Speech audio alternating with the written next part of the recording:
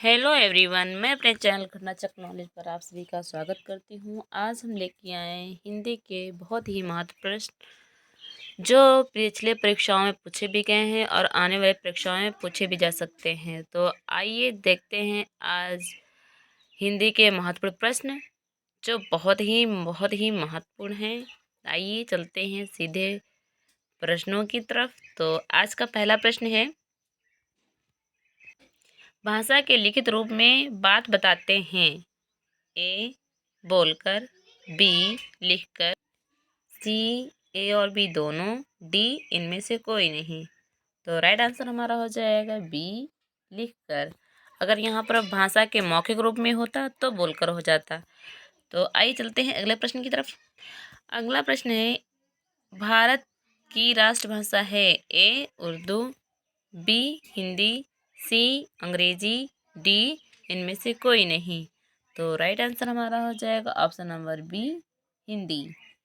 अगला प्रश्न है, व्याकरण भाषा के बताता है। ए नियम, बी काम, सी ए और बी दोनों, डी इनमें से कोई नहीं। तो राइट आंसर हो जाएगा ऑप्शन नंबर ए नियम। व्याकरण भाषा के नियम बताता है। अगला प्रश्न है, पुष्प कौन सा शब्द है। ए तत्सम, बी तत्भव, सी देशज, डी विदेशज। इसका राइट आंसर हो जाएगा ऑप्शन नंबर ए तत्सम। आइए तत्सम, तत्भव, देशज, विदेशज के बारे में जान लेते हैं। तत्सम शब्द वे हैं जो सीधे संस्कृत से आए हैं। तत् धन सम का अर्थ होता है उसके समान, अर्थात संस्कृत के समान। जो हिंदी में अनेक शब्द संस्कृत से सीधे आए हैं और आज भी उसी रूप में प्रयोग किए जा रहे हैं। जो संस्कृत के ऐसे शब्द जिसे हम ज्यों का त्यों प्रयोग में लाते हैं वो तत्सम कहलाते हैं। आइए तद्भव के बारे में जानते हैं। तत् धन भव,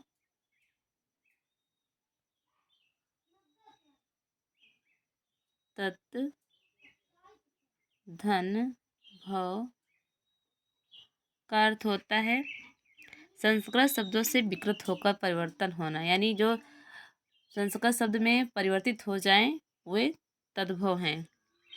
जो हिंदी में अनेक शब्द ऐसे हैं जो निकले तो संस्कृत से ही हैं, पर प्राकृत और अपभ्रंश पुरानी हिंदी से गुजरने के कारण ही बहुत बदल गए हैं, उन्हें तद्भव कहते हैं। आइए देशज के बारे में जानते हैं। देशज का अर्थ होता है देश धन जा। देश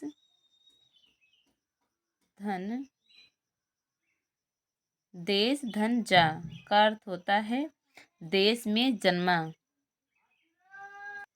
जो ऐसे शब्द हैं जो क्षेत्रीय प्रभाव के कारण परिस्थिति व आवश्यकता अनुसार बनकर प्रचलित हो गए हैं, यानी बोलचाल भाषा में हो गए हैं, उन्हें देशज शब्द या देसी शब्द कहते हैं। जैसे थैला, गड़बड़, पेट, पगड़ी, लोटा, टांग इत्यादि। आइए देशज हो गया। अब आइए जानते हैं विदेशज के बारे में। विदेशज का अर्थ होता है जो विदेश में जन्मा, यानी जो शब्द विदेश में जन्मे हैं वो यहाँ आकर बोलचाल की भाषा में सम्मिलित हो गए हैं। विदेशज। विदेशी शब्द को एक और शब्द भी बोलते हैं जैसे आगत स्वर या मेहमान स्वर। जैसे ऑफिसर, अस्पताल, हॉस्पिटल, कप्तान, ये सब विदेशी शब्द हैं जो अरबी, फारसी और अंग्रेजी, तुर्की, पश्तो, पुर्तगाली जैसे देश भाषाओं से लिए गए हैं। आइए चलते हैं अब नेक्स्ट प्रश्न की तरफ। अगला प्रश्न है, छोटा ऊ बड़ा ऊ के उच्चारण स्थान हैं। ए दंत, बी कंठ, सी ओष्ठ, डी होठों। तो इसका राइट आंसर हो जाएगा सी ओष्ठ। अगला प्रश्न, अगला प्रश्न है ए आई ओ औ कौन से स्वर हैं? ऑप्शन ए हास्य स्वर, बी दीर्घ स्वर, सी संयुक्त स्वर, डी इनमें से कोई नहीं। तो राइट आंसर हमारा हो जाएगा ऑप्शन नंबर सी संयुक्त स्वर। आइए जानते हैं हास्य स्वर कौन से होते हैं। हास्य स्वर हमारे 4 होते हैं। छोटा छोटा, छोटी ई, छोटा ओ और ई से ऋषि। ये हमारे 4 हास्य स्वर हैं। आइए दीर्घ स्वर जानते हैं। दीर्घ स्वर हमारे 7 होते हैं।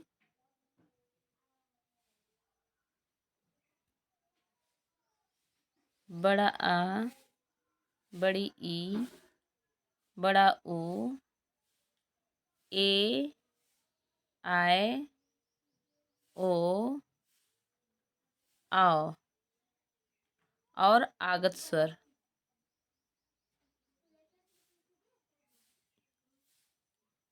ये हमारे दीर्घ स्वर हो गए।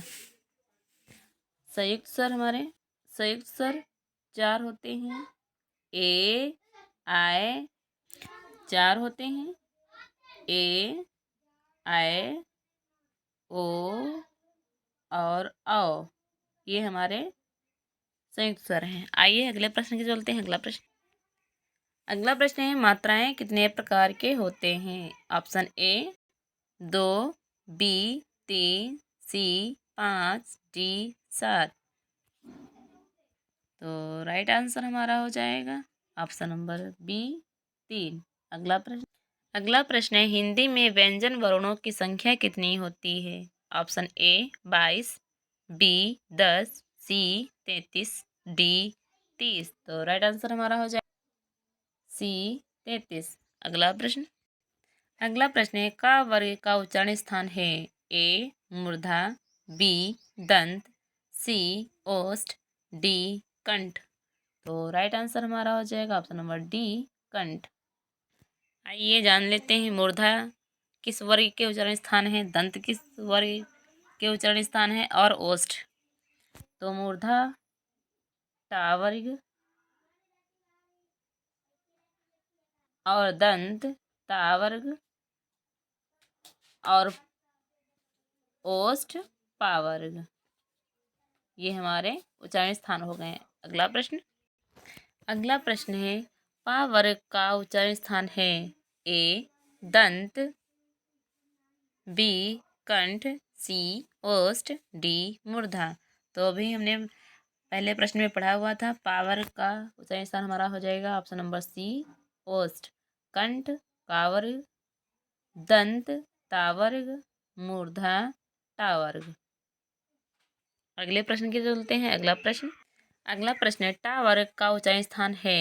ए दंत, बी कंठ, सी ओष्ठ, डी मूर्धा। तो राइट आंसर हमारा हो जाएगा ऑप्शन नंबर डी मूर्धा। अगला प्रश्न है चा वर्ग का उच्चारण स्थान है? ऑप्शन ए ताल, बी ओष्ठ, सी कंठ, डी इनमें से कोई नहीं। तो राइट आंसर हमारा हो जाएगा ऑप्शन नंबर ए तालु। और इसमें ये तालु तो चा वर्ग के पूरे व्यंजन हो जाएंगे और इसमें स्वर आएंगे छोटी ई और बड़ी ई, ये भी तालु है। अगला प्रश्न है पा फा बा भा मा का उच्चारण स्थान है? ऑप्शन ए ताल, बी ओष्ठ, सी कंठ, डी दंत। तो राइट आंसर हमारा हो जाएगा ऑप्शन नंबर बी ओष्ठ। अभी हमने देखा पहले प्रश्न में कि तालु जो है चा वर्ग के हैं, चा वर्ग और स्वर में छोटी ई और बड़ी ई ये तालु हैं और कंठ में का वर्ग और ए आय और दंत में ता वर्ग।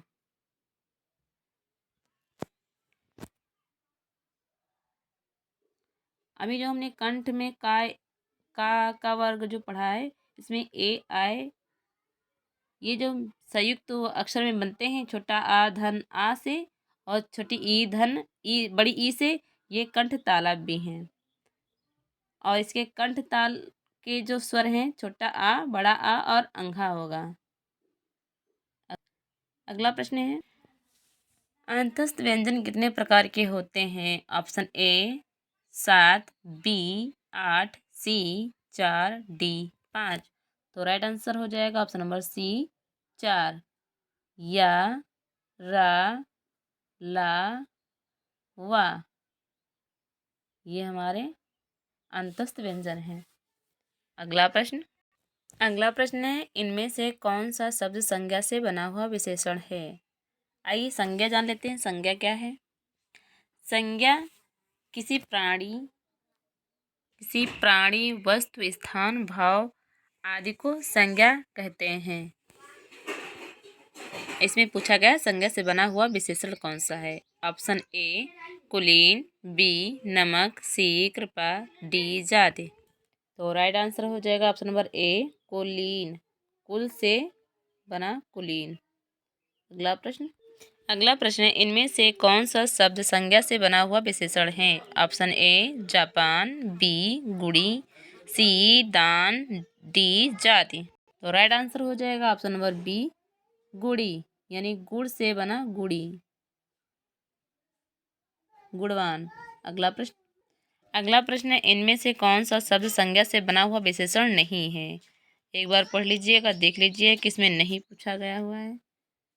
ऑप्शन ए नमकीन, बी दयालु, सी धनवान, डी फुर्ती। तो राइट आंसर हो जाएगा हमारा ऑप्शन नंबर डी फुर्ती, क्योंकि नमक से नमकीन बना है, दया से दयालु बना है, धन से धनवान। अगला प्रश्न है, इनमें से कौन सा शब्द संज्ञा से बना हुआ विशेषण नहीं है? ऑप्शन नंबर ए अपमानित, बी नियमित, सी वार्षिक, डी अपमान। ऑप्शन नंबर डी अपमान। वर्ष से वार्षिक, नियम से नियमित।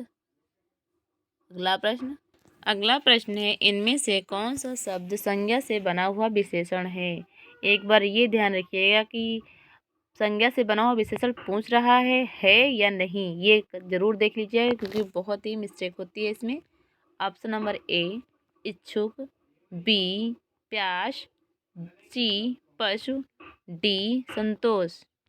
तो राइट आंसर हो जाएगा ऑप्शन नंबर ए इच्छुक, क्योंकि इच्छा से बना हुआ इच्छुक। अलगा प्रश्न देखते हैं। जो अगला प्रश्न है, अगला प्रश्न है, इनमें से कौन सा शब्द सर्वनाम से बना हुआ विशेषण है?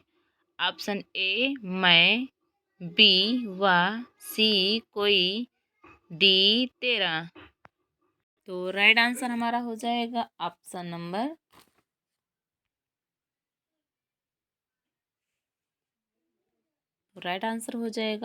डी तेरा, यानी तुमसे बना हुआ तेरा, अलगा। Next question. अगला प्रश्न है, इनमें से कौन सा शब्द क्रिया से बना हुआ विशेषण नहीं है? ए चालू, बी कमाओ, सी समझना, डी पठित। तो राइट आंसर हो जाएगा ऑप्शन नंबर सी समझना। अगला प्रश्न है, इनमें से कौन सा शब्द क्रिया से बना हुआ विशेषण है? ए वहाँ, बी यहाँ, सी कल, डी आज का। राइट आंसर हो जाएगा ऑप्शन नंबर डी आज का। अगला प्रश्न है, इनमें से कौन सा शब्द पुल्लिंग से बना हुआ स्त्रीलिंग है? ए काली, बी बड़ा, सी ऐसा, डी इनमें से कोई नहीं।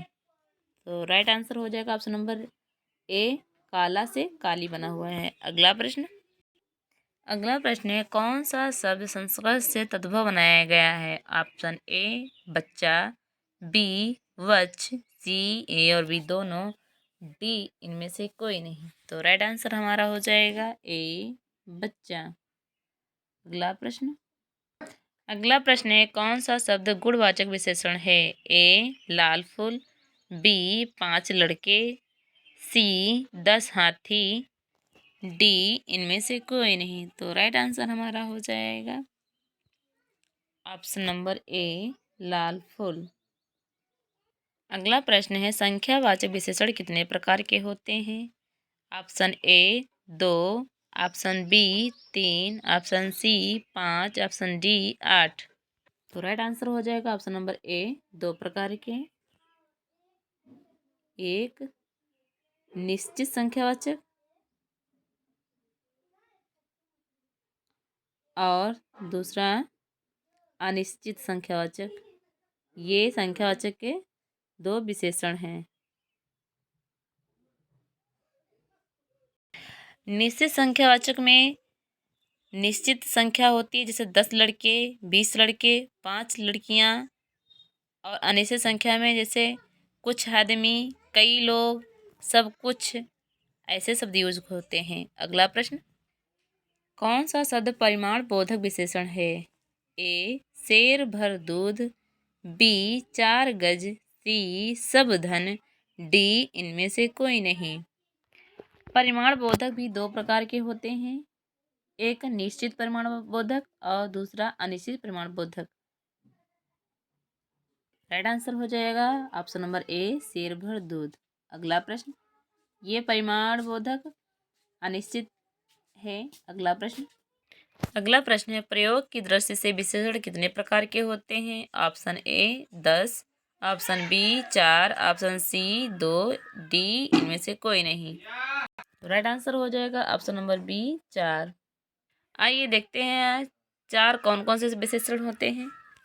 सर्वनामिक विशेषण, सर्वनामिक, एक हो गया सर्वनामिक विशेषण, दूसरा हो जाएगा गुणवाचक विशेषण, तीसरा हो जाएगा संख्यावाचक विशेषण, चौथा हो जाएगा परिमाण बोधक विशेषण। आइए अगले प्रश्न की तरफ चलते हैं। अगला प्रश्न है इनमें से कौन विधेय विशेषण है? ए मेरा लड़का आलसी है, बी सतीश सुंदर लड़का है, सी ए और बी दोनों, डी इनमें से कोई नहीं। तो राइट आंसर हो जाएगा ऑप्शन नंबर ए, मेरा लड़का आलसी है। अगला प्रश्न है इनमें से कौन सा शब्द मूलावस्था है? ए प्रियतर, बी लघुत्तम, सी सुंदर, डी इनमें से कोई नहीं। तो राइट आंसर हो जाएगा ऑप्शन नंबर सी, सुंदर। प्रियतर हो जाएगा उत्तरावस्था और लघुत्तम हो जाएगा उत्तमावस्था। अगला प्रश्न है दांत का उच्चारण स्थान क्या है? ए नाक, बी कंठ, सी ओष्ठ, डी इनमें से कोई नहीं। तो राइट आंसर हो जाएगा ऑप्शन नंबर ए, नाक। अगला प्रश्न है हिंदी कितने वर्ण हैं? हिंदी में कितने वर्ण हैं? Option A 32, B 52, C 40, B 20। Right answer हो जाएगा ऑप्शन नंबर बी, 52। अगला प्रश्न है हिंदी भाषा का जन्म कहाँ से हुआ है? ए उत्तर भारत, बी आंध्र प्रदेश, सी जम्मू कश्मीर, डी इनमें से कोई नहीं। राइट आंसर हो जाएगा ऑप्शन नंबर ए, उत्तर भारत। अगला प्रश्न है हिंदी खड़ी बोली किस जिला में बोली जाती है? ए रामपुर, बी मेरठ, सी देहरादून, डी इनमें से सभी में। तो राइट आंसर हो जाएगा ऑप्शन नंबर डी, इन सभी में जिले में बोली जाती है हिंदी खड़ी बोली। अगला प्रश्न है भाषाई आधार पर सर्वप्रथम किस राज्य का गठन हुआ है? ए आंध्र प्रदेश, बी पंजाब, सी राजस्थान, डी जम्मू कश्मीर। तो राइट आंसर हो जाएगा option number A, Andhra Pradesh में भाषाई आधार पर सर्वप्रथम गठन हुआ था। अगला प्रश्न है भाषा के कितने रूप होते हैं? ए 1, बी 2, सी 4, डी 7। तो राइट आंसर हो जाएगा ऑप्शन नंबर 2, लिखित और मौखिक। अगला प्रश्न है कौन सी भाषा इस देश की पुरानी है? ए हिंदी, बी संस्कृत, सी मराठी, डी अंग्रेजी। तो राइट आंसर इसमें हो जाएगा ऑप्शन नंबर बी, संस्कृत भाषा बहुत ही पुरानी है। अगला प्रश्न है कौन सा भाषा मध्य प्रदेश की प्रमुख भाषा थी? ए मगधी, बी पैसाची, सी सौरसेनी, डी अर्धमगधी। तो राइट आंसर हो जाएगा ऑप्शन नंबर ए मगधी। आइए और भी बोलियां जान लेते हैं। किस राज्य की कौन सी बोली है? छत्तीसगढ़ी की बघेली हो जाएगी और उत्तर प्रदेश की छत्तीसगढ़ी। अगला प्रश्न, अगले प्रश्न चलते हैं। पहले हम ये जान लेते हैं कि कुछ बोलियों के बारे में जान लेते हैं। जैसे भोजपुरी बिहार से हो गई और उत्तर प्रदेश से मगही हो गई, और उत्तराखंड हिमाचल प्रदेश से हो गई कुमाऊनी और गढ़वाली। ये पहाड़ी क्षेत्रीय भाषा है, उपभाषाएं हैं। अगला प्रश्न है, मगही किस भाषा की उपबोली है? ए राजस्थानी, बी पश्चिमी हिंदी, सी पूर्वी हिंदी, डी बिहारी हिंदी। बिहारी। अगला इसमें ऑप्शन देखते हैं कौन सा सही हो जाएगा। Option number A Rajasthani. अगला प्रश्न है, निम्न में कौन सी भाषा भारत की प्रथम देश भाषा है? ए पंजाबी, बी संस्कृत, सी हिंदी, डी पाली। तो राइट आंसर इसमें से हो जाएगा ऑप्शन नंबर डी पाली। अगला प्रश्न है, दक्षिणी भारत में हिंदी प्रचार सभा का मुख्यालय कहाँ पर स्थित है? ए मैसूर, सी Chennai, C Bangalore, D Hyderabad. Option एक बार फिर से देख लेते हैं। ए Mysore, B Chennai, C Bangalore, D Hyderabad. तो इसका राइट आंसर हो जाएगा ऑप्शन नंबर बी चेन्नई। अगला प्रश्न है, हिंदी भाषा किस लिपि में लिखी जाती है? ए सौराष्ट्री, बी ब्राह्मी, सी गुरुमुखी, डी देवनागरी। तो राइट आंसर इसका हो जाएगा option number D Devanagari. Hindi भाषा की लिपि देवनागरी है। अगला प्रश्न है, निम्न में से कौन सी भाषा देवनागरी लिपि में लिखी जाती है? ए सिंधी, बी उड़िया, सी गुजराती, डी मराठी। तो राइट आंसर इसमें से हो जाएगा ऑप्शन नंबर डी। अगला प्रश्न है, उच्चारण में वायु प्रक्षेप की दृष्टि से व्यंजनों के कितने भेद हैं? ए 4, 2, बी 2, सी 5, डी इनमें से कोई नहीं। तो राइट आंसर हो जाएगा इसमें ऑप्शन नंबर बी 2। अगला प्रश्न है, ता ध्वनि का सही उच्चारण स्थान क्या होगा? ए दंत होगा, बी मूर्धा होगा, सी तालु होगा, डी कंठ होगा। तो हमने पहले काफ़ी क्वेश्चनों में ये उच्चारण स्थान पढ़े हुए हैं। दंत, ए दंत, बी मूर्धा, सी तालु, डी कंठ। तो कंठ का तो हो जाएगा का वर्ग और तालु हो जाएगा हमारा चा वर्ग और मूर्धा हो जाएगा हमारा टा वर्ग। तो बचा इसमें ऑप्शन ए दंत। ता वर्ग का दंत उच्चारण स्थान होता है। अगला प्रश्न है, वा का उच्चारण स्थान क्या है? ए दंतोष्ठ, ऑप्शन बी मूर्धा, सी ताल, डी कंठ।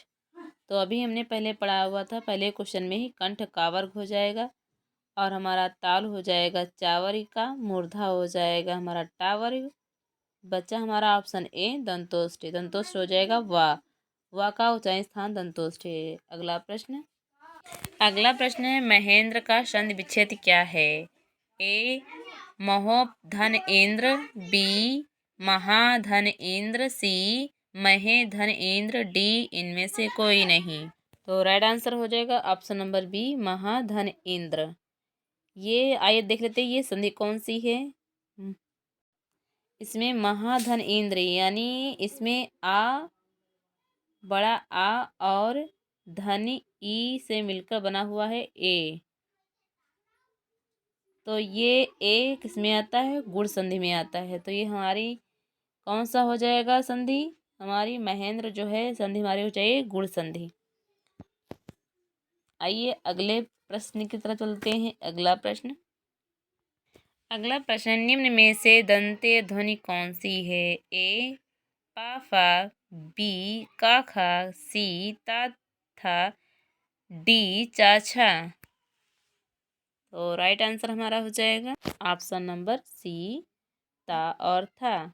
अगला प्रश्न है, निम्न में से कंठित ध्वनि कौन सी है? ए गा और घा, बी दा और धा, सी बा और भा, डी डा और डा। तो राइट आंसर इसमें से हो जाएगा option number A, option number सही हो जाएगा। कंठी कावर का उच्चारण स्थान है, इसलिए राइट आंसर ए हो जाएगा। अगला प्रश्न है, दक्षिणी भारत में हिंदी प्रचार सभा का मुख्यालय कहाँ पर स्थित है? Option A Mysore, B Chennai, C Bangalore, D Hyderabad. तो ये रिपीटेड क्वेश्चन हो गए, एक बार हमने इस क्वेश्चन को पहले भी देखा है। तो इसका राइट आंसर हो जाएगा ऑप्शन नंबर बी, चेन्नई। आइए अगले प्रश्न की तरफ चलते हैं। अगला प्रश्न है, हिंदी भाषा किस लिपि में लिखी जाती है? ए सौराष्ट्री, बी ब्राह्मी, सी गुरुमुखी, डी देवनागरी। ये भी क्वेश्चन रिपीटेड हो गया है, इसका डायरेक्ट आंसर हो जाएगा ऑप्शन नंबर डी, देवनागरी। अगला प्रश्न हमारा हो जाएगा, का वर्ण किसके योग से बना है? ए का धन रा से, बी जा धन इया से, सी का धन आ से, डी का धन सा से। तो राइट आंसर हमारा हो जाएगा ऑप्शन नंबर डी, का धन सा से। अगला प्रश्न है, ऊष्म और संयुक्त किसके प्रकार हैं? ऑप्शन ए स्वर, ऑप्शन बी व्यंजन, ऑप्शन सी ए और बी दोनों, डी इनमें से कोई नहीं। तो राइट आंसर हमारा हो जाएगा ऑप्शन नंबर बी, व्यंजन। ऊष्म और संयुक्त व्यंजन के प्रकार हैं। आइए जानते हैं, अगले प्रश्न की तरफ चलते हैं, अगले प्रश्न के बारे में जानते हैं।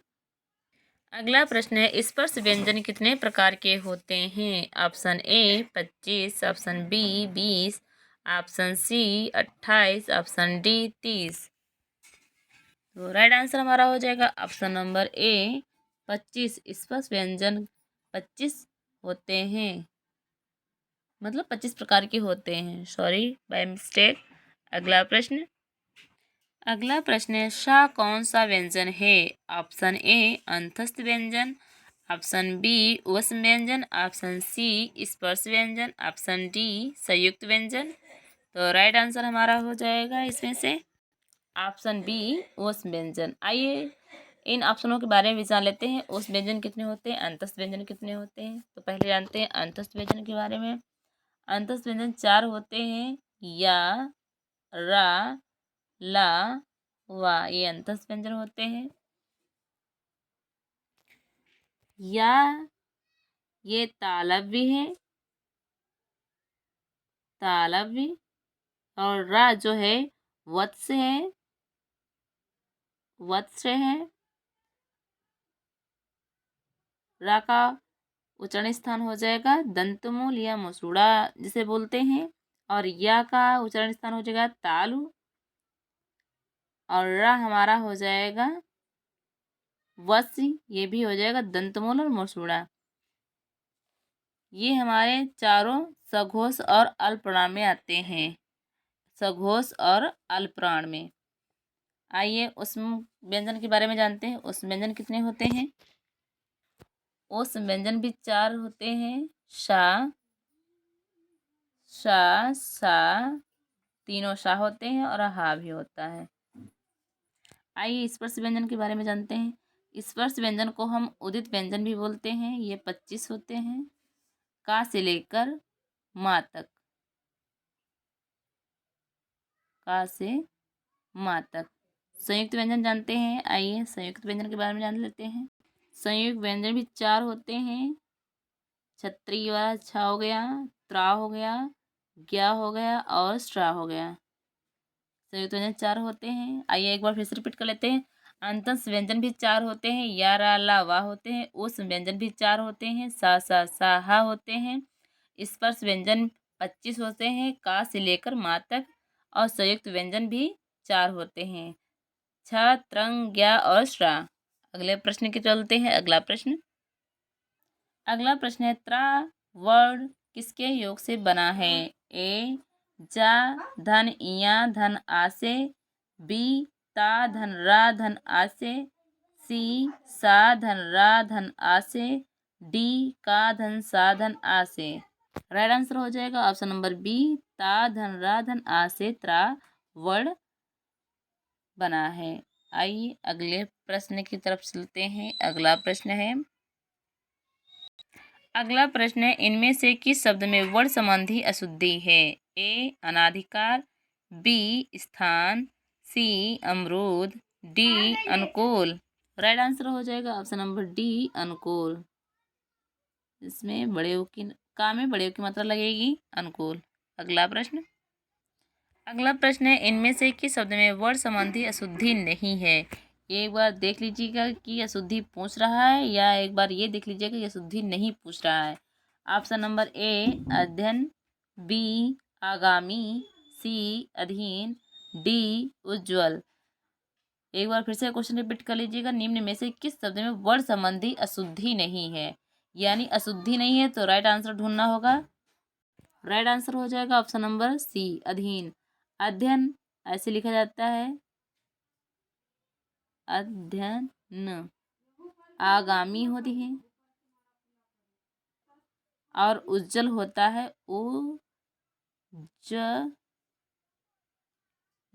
उज्जवल। आइए अगले प्रश्न की तरफ चलते हैं। अगला प्रश्न है इनमें से किस शब्द में लिंग प्रत्यय संबंधी अशुद्धियां हैं? ए अनाथा, बी गायिका, सी गोपी, डी नारी। तो राइट आंसर हो जाएगा। एक बार फिर से देख लेते हैं इनमें से किस शब्द में लिंग प्रत्यय संबंधी अशुद्धियां हैं? ए अनाथा, बी गायिका, सी गोपी, डी नारी। तो राइट आंसर हो जाएगा इसमें डी ऑप्शन सही हो जाएगा। ऑप्शन नंबर डी नारी। नारी होता है, राइट हो जाएगा नारी। इसलिए इस क्वेश्चन का सही आंसर हो जाएगा डी। अगला प्रश्न है इनमें से किस शब्द में समास संबंधी अशुद्धियां हैं? ए आत्मपुरुष, बी एकतारा, सी इकलौता, डी निर्दोष। तो राइट आंसर हो जाएगा ऑप्शन नंबर डी एकतारा। अगला प्रश्न है इनमें से किस शब्द में हलंत संबंधी अशुद्धियां नहीं हैं? ए बुद्धिमान, बी भविष्यति, सी सतचित, डी श्रीमान। तो राइट आंसर हो जाएगा ऑप्शन नंबर ए बुद्धिमान। अगला प्रश्न है इनमें से किस शब्द में चंद्र बिंदु संबंधी अशुद्धियां हैं? ए अंगना, बी चांद, सी दांत, डी पहुँच। तो राइट आंसर हो जाएगा ऑप्शन नंबर डी पहुँच। इसमें चंद्र बिंदु लगेगी। अगला प्रश्न है इनमें से अल्प विराम कौन सा है? ए वह रोज आता है, बी यह हाथी है, सी धीरे धीरे, डी इनमें से कोई नहीं। तो राइट आंसर हो जाएगा ऑप्शन नंबर ए वह रोज आता है। अगला प्रश्न इनमें से योजक चिन्ह कौन सा है? ऑप्शन ए अल्प विराम, ऑप्शन बी पूर्ण विराम, ऑप्शन सी योजक चिन्ह, ए डी इनमें से कोई नहीं। तो राइट आंसर हो जाएगा ऑप्शन सी योजक चिन्ह।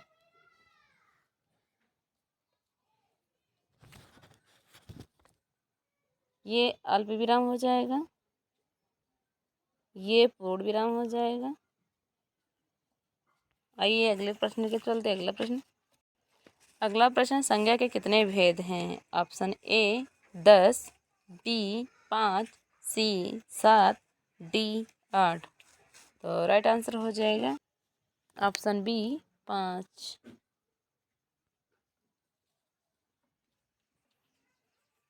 आज के लिए बस इतना ही। कल मिलते हैं फिर से नए क्वेश्चनों की तरफ जो हमारे परीक्षाओं में बहुत ही महत्वपूर्ण होंगे। तब तक के लिए जय हिंद, जय भारत।